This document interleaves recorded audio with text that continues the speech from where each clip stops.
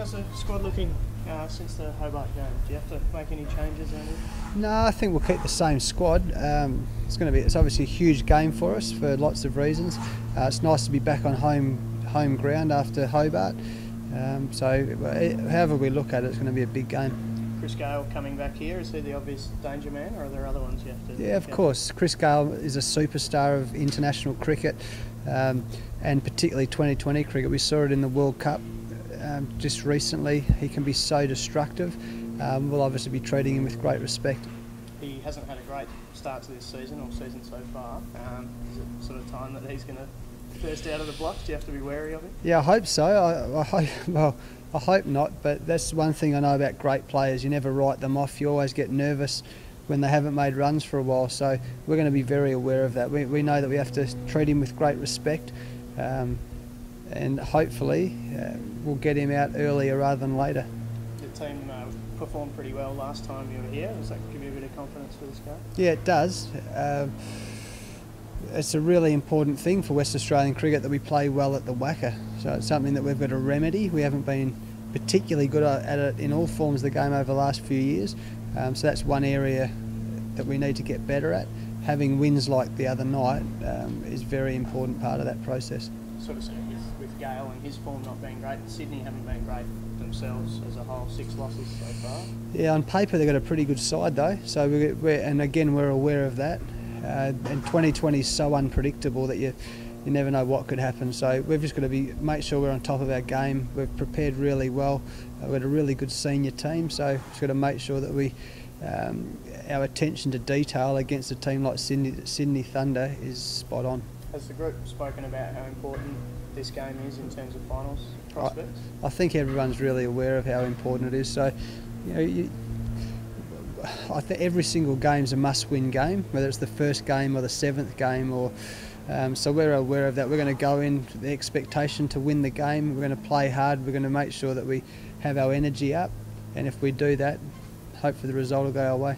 Had a pretty good crowd here last time as well. You're looking forward to another big one tomorrow night? Of course. It's not only great for the senior players who love to play in front of a big crowd, but for the younger players as well. It's all part of their development. Kids like Hilton Cartwright going from Richardson Park to the WACA or the SCG or the Gabba in front of a good crowd is a great part of their experience. So it's always nice to play in front of a big crowd. Hopefully we can put on a good performance for them. Do you have a word to younger guys like that are going to play in front of big crowds for the first time? Oh, yeah, enjoy it.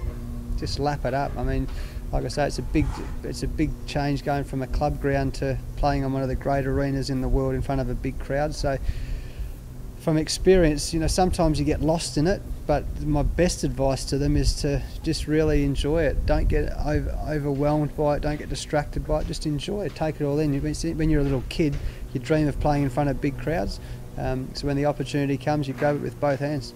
We've just been told Adam Voges has lost his voice a little bit. Is he's not crook or anything? No, he's got a bit of... When you go from having 41 degrees to about minus 15 in Hobart the other day, a few of our guys might be a bit croaky, but no, he'll be fine.